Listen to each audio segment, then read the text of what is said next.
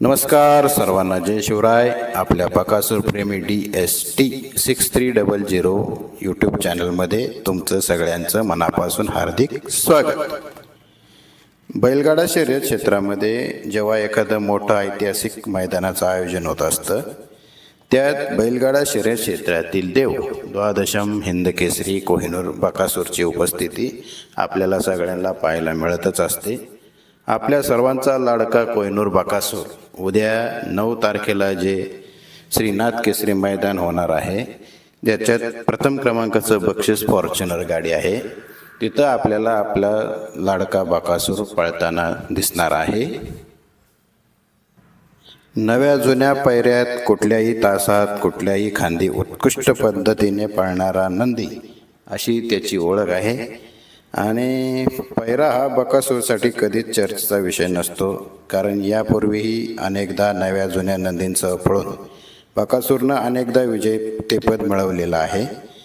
त्यामुळं आपला सर्वांचा लाडका कोहिनूर बकासूर उद्या आपल्याला मैदानात पळताना दिसणार आहे.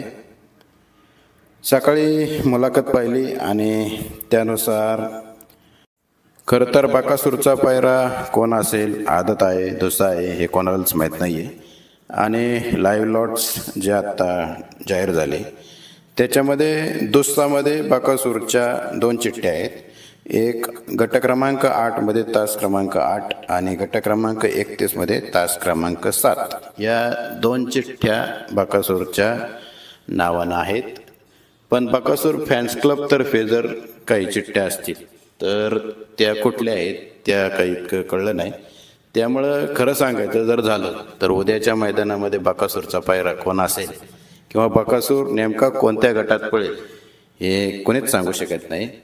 फक्त प्रेक्षकांच्या त्याच्या चाहत्यांच्या आनंदासाठी शर्यत क्षेत्रातील हा देव उद्याच्या मैदानात आपल्याला दिसणार आहे आणि याची बाईट पण आपण सर्वांनी पाहिलेली आहे.